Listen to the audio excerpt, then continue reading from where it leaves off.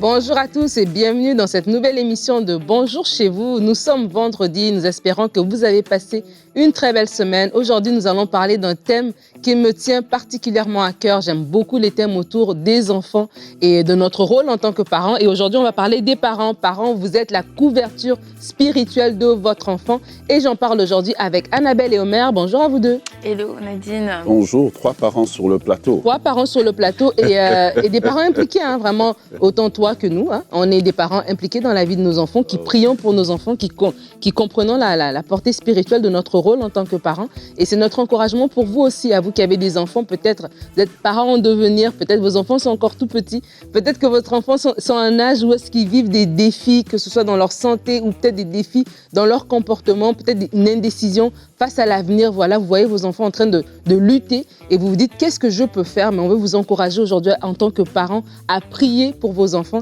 Et il y a un résultat, vraiment, il y a un résultat à nos prières en tant que parents. Et on va le découvrir aussi en deuxième partie d'émission parce que nous aurons le témoignage de Delphine. Delphine qui dit que sa mère a lutté pour sa naissance et pour son salut. Un beau témoignage que nous allons découvrir en deuxième partie d'émission. Mais pour l'instant, nous commençons avec Omer dans la pensée du jour.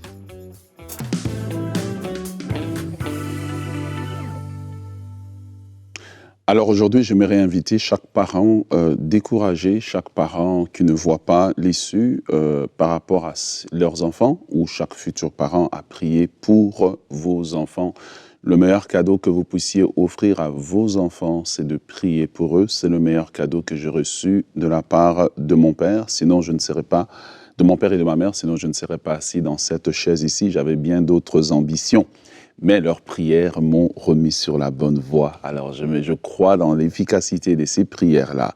Job, chapitre 1, le verset 5 nous dit « Et quand les jours des festins étaient passés, Job appelait et sanctifiait ses enfants, puis se levait de bon matin et offrait pour chacun d'eux un holocauste, car Job disait « Peut-être mes fils ont-ils péché et ont-ils offensé Dieu dans leur cœur ?» C'est ainsi que Job avait coutume d'agir.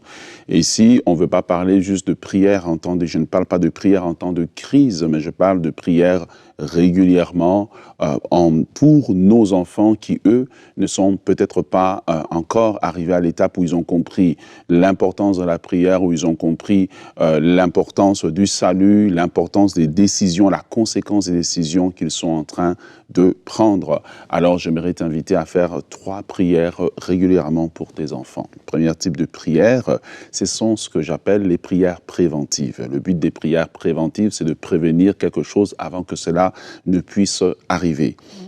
La Bible dit que Job disait, peut-être mes enfants ont péché. Il avait, oui, peut-être peur qu'un malheur puisse arriver. Mais quand tes enfants, par exemple, vont à l'école, tu veux à ce moment-là prier pour que, eh bien, toute forme de danger sur leur route soit écartée, que toute forme de personnes mal intentionnées soit écartée de leur chemin. Tu peux le faire par la prière. Premier type de prière, les prières préventives. Deuxième type de prière, c'est les prières curatives. C'est les prières à faire lorsque une chose est déjà arrivée, lorsque un malheur est déjà arrivé, une situation est déjà arrivée et là, vous voulez corriger la situation. Exemple, je ne sais pas, l'enfant a décidé que pour lui, écoute, je n'irai plus à l'école. Et par la prière, vous pouvez fléchir le cœur de votre enfant. Je le répète, par la prière, vous pouvez fléchir le cœur de votre enfant. Et je vous prie de faire ce genre de prières, car c'est les prières qui arrachent les enfants de la délinquance, c'est les prières qui arrachent les enfants des mauvais choix que l'enfant est en train de faire, sans comprendre que le choix qui est fait aujourd'hui va l'emmener demain. Les prières curatives ont pour but de corriger une situation.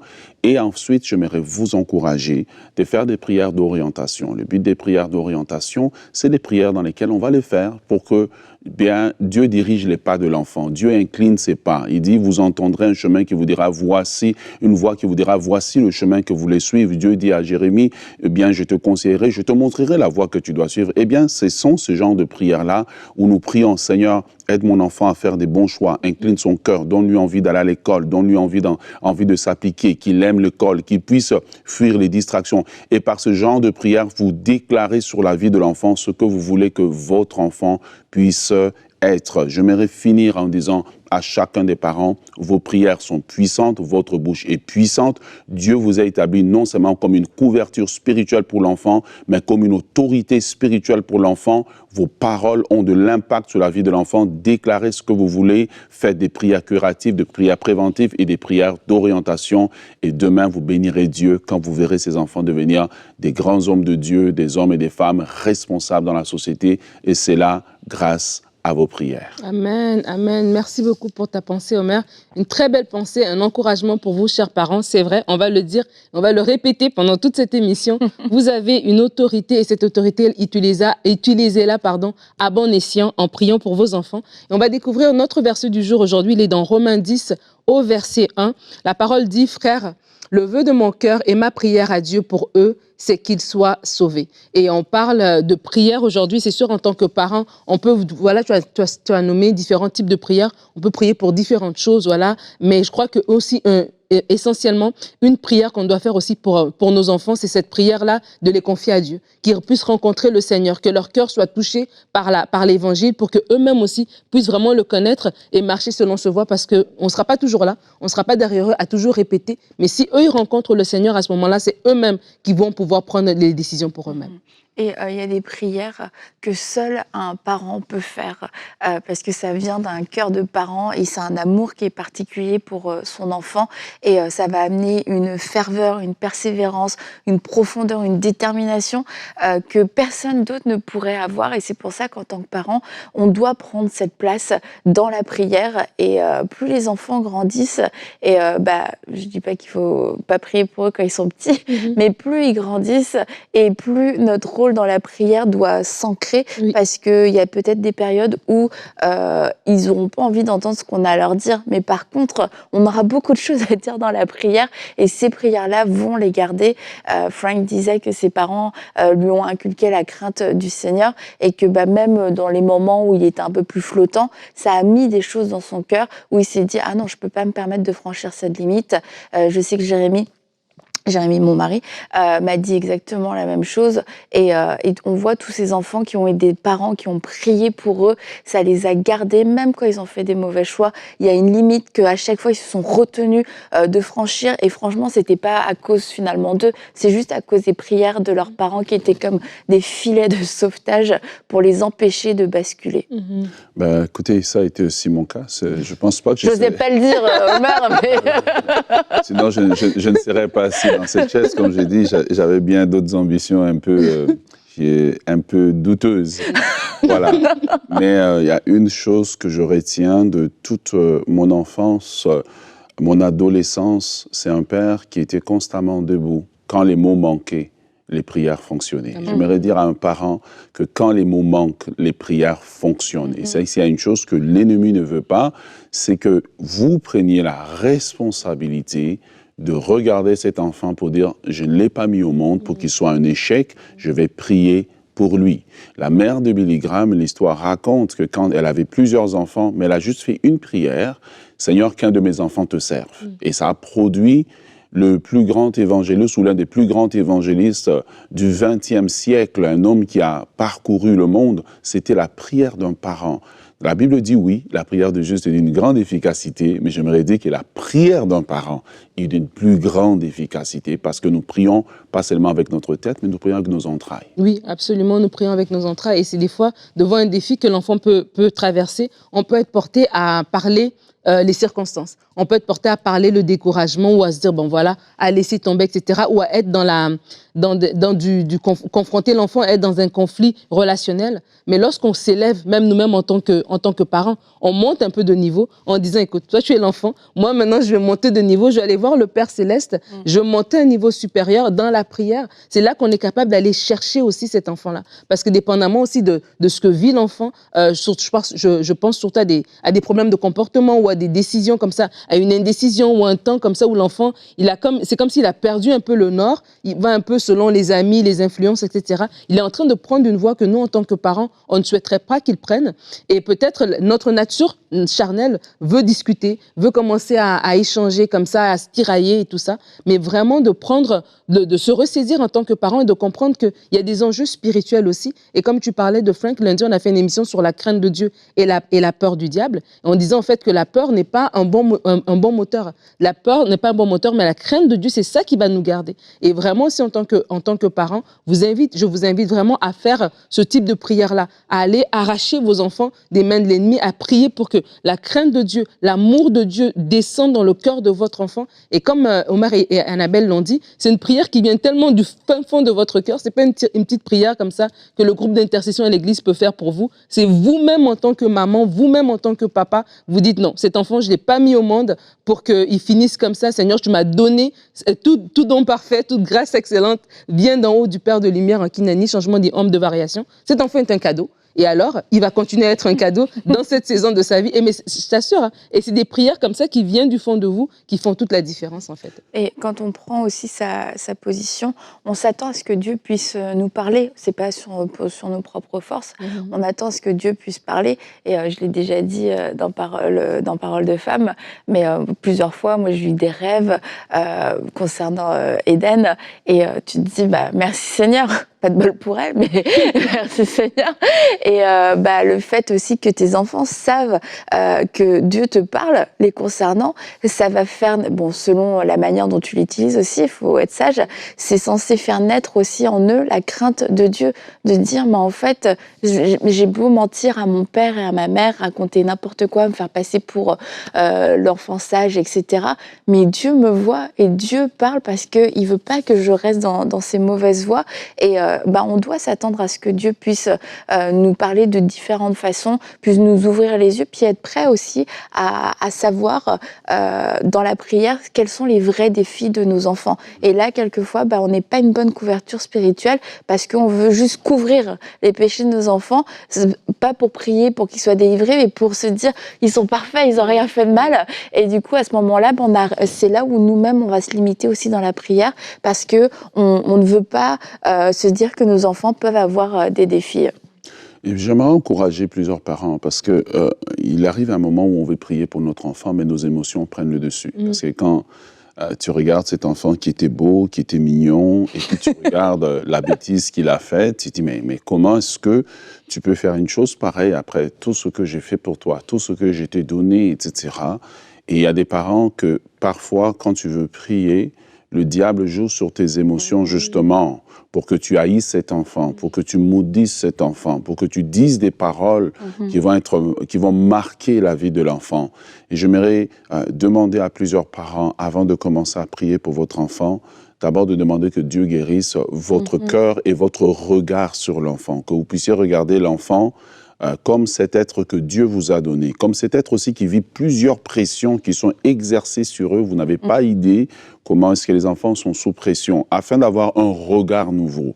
Car un regard nouveau va produire en nous justement un cœur nouveau. Parce que parfois nous prions pour nos enfants, mais nous prions en fait des lèvres, parce que c'est automatique, mais il n'y a pas l'amour pour cet enfant qui est vraiment le soubassement de la prière et qui va conduire l'enfant. Et j'avais vraiment à cœur de demander que vous puissiez prier pour que Dieu guérisse votre cœur, vous donne un amour nouveau pour votre enfant, afin que lorsque vous allez les prier, votre prière soit motivée par l'amour et non par le désir de dire à l'enfant, tu vois, j'avais raison. Mais plutôt de se dire, j'en ai sauvé un, j'ai sauvé ceux de ma famille. Pourquoi? Parce que parfois, on est plus prêt à prier pour l'enfant du voisin, du frère, de la sœur à l'église, que pour notre propre enfant. Quand il arrive, vous avez l'impression que le diable est arrivé. Mais je veux vous encourager, cet enfant est sorti de vous, ayez les entrailles de miséricorde. Amen, amen. Et même à des enfants plus âgés, j'y pensais aussi. Si vous êtes un parent, voilà, vous êtes chrétien, vos enfants sont peut-être déjà mariés, ils sont chez eux, mais on n'est plus parents parce que nos enfants ont quitté la maison, parce que nos enfants sont devenus adultes. Nous restons toujours parents, nous sommes parents pour la vie. Et encore une fois, c'est un autre... Amen. C'est une bonne nouvelle. Hein, c'est une bonne nouvelle. C'est le seul métier dans lequel on n'est pas congédié. Et c'est encore une autre étape dans laquelle on peut aussi prier pour nos petits-enfants, notre belle-fille, notre beau-fils, vraiment les couvrir aussi par nos prières de cette manière-là. C'est différent que lorsqu'ils étaient avec nous, mais n'empêche que nos prières aussi comptent beaucoup. Alors, on va continuer cette émission avec le témoignage de Delphine dans la rubrique C'est mon histoire.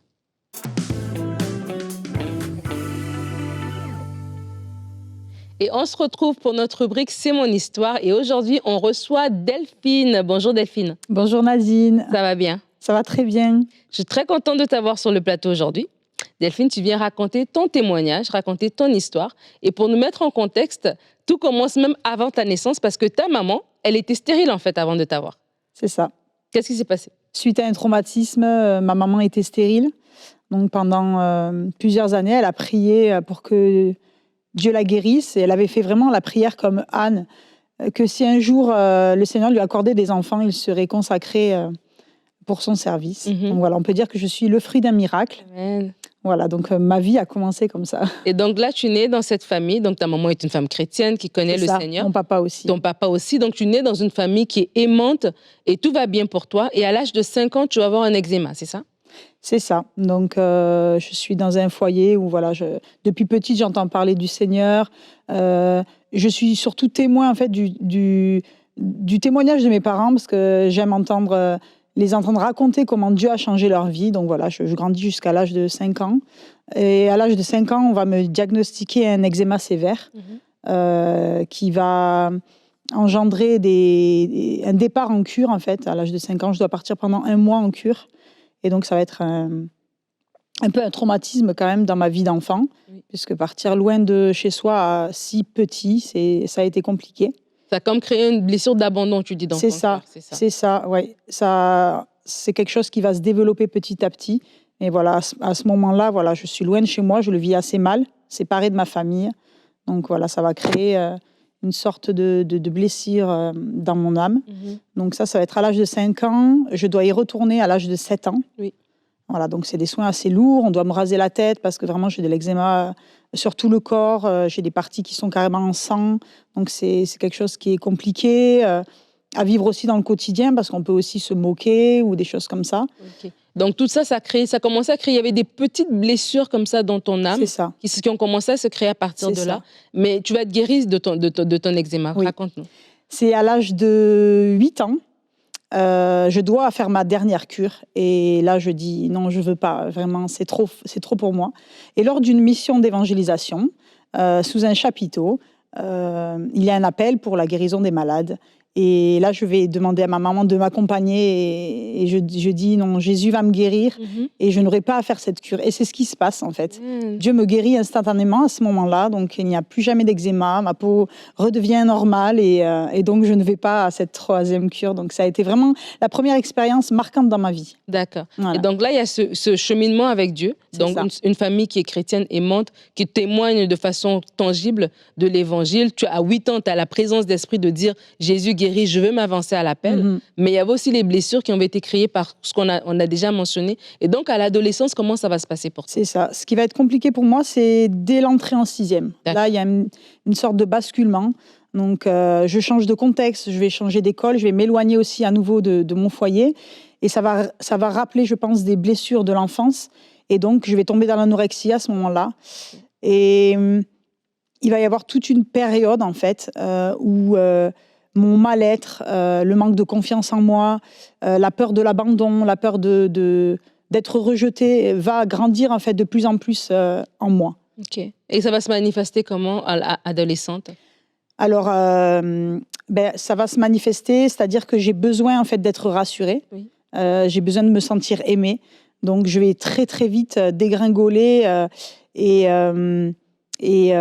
accumuler les fréquentations. Besoin, voilà, qu'on m'aime, en fait. D'accord. Et donc, du coup, ça va être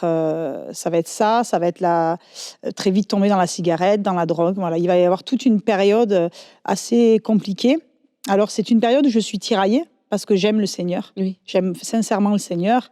J'ai envie de lui donner ma vie, mais je suis trop liée à ce moment-là et trop attachée, en fait. Et je vois un petit peu la vie chrétienne comme une liste d'interdits.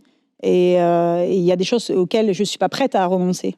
Donc, ça va être un tiraillement. Je vais essayer plusieurs fois de donner ma vie au Seigneur, mais j'essaye par mes propres forces, donc ça ne tient pas longtemps.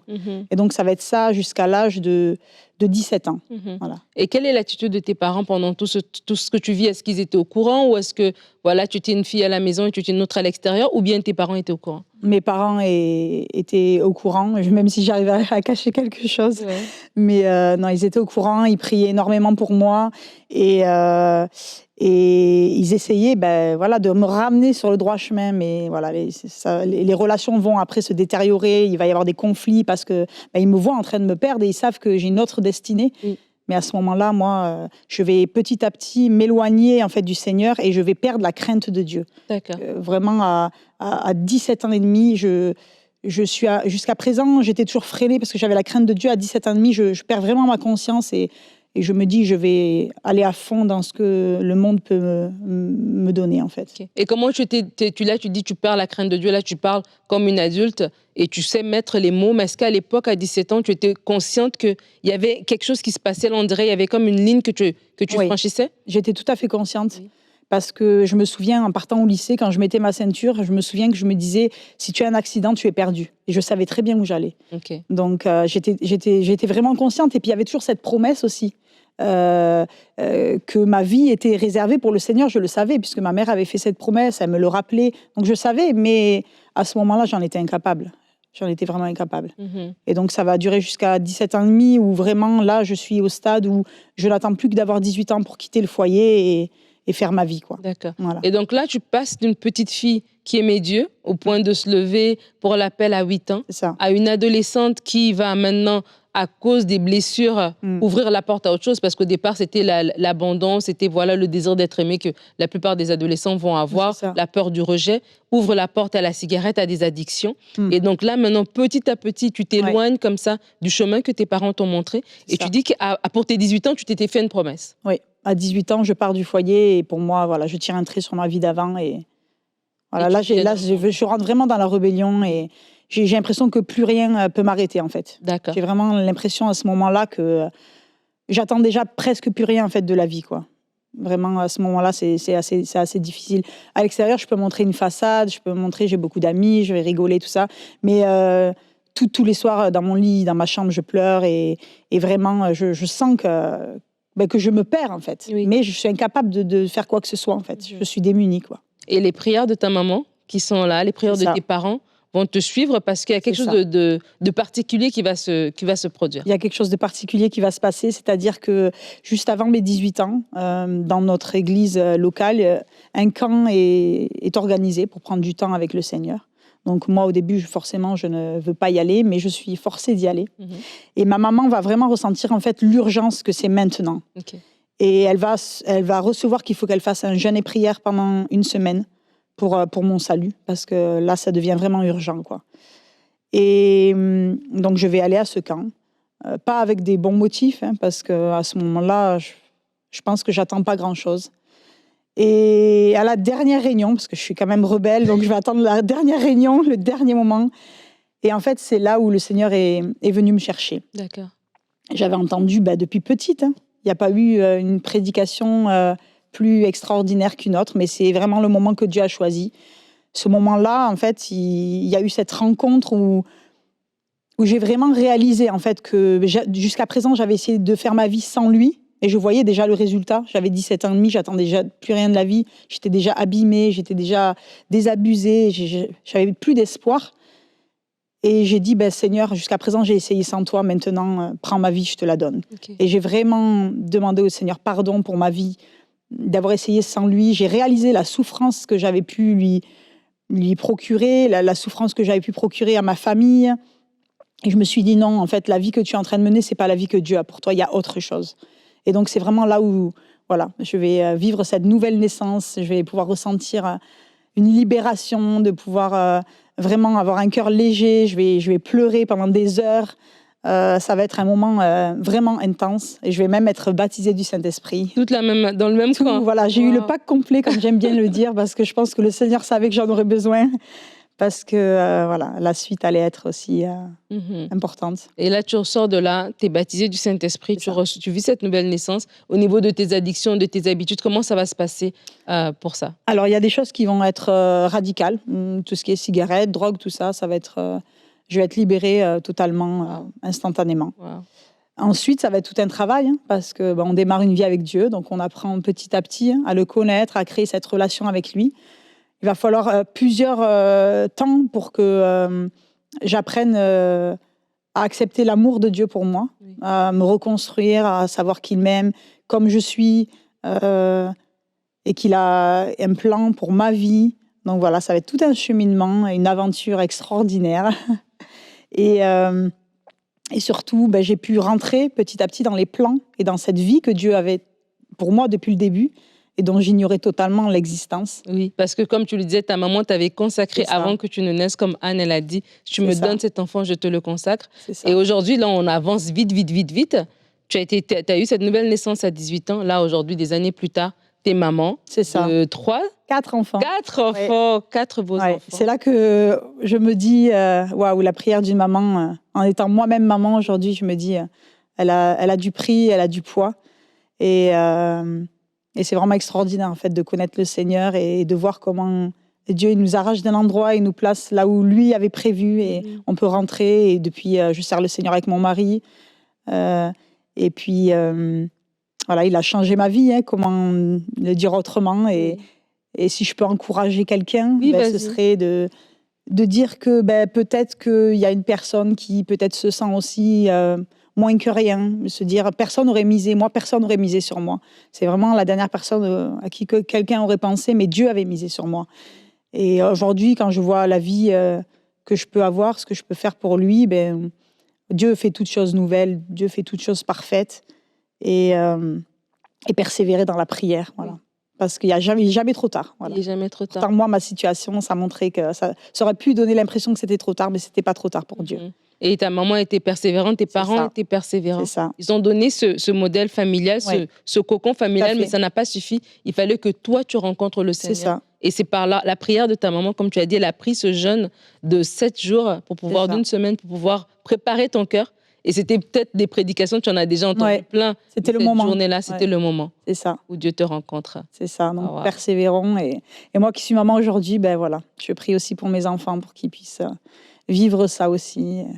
Et rentrer dans ce que Dieu a prévu pour eux. Amen. Merci beaucoup, Delphine, d'avoir pris le temps de partager ton témoignage. Je bénis ta maman. Je crois que à travers ton témoignage, des parents sont encouragés pour dire qu'eux aussi doivent persévérer, prier pour leurs enfants. Surtout les ados, des fois, c'est des temps compliqués. On a l'impression que tout ce qu'on a investi est en train de nous filer entre les doigts.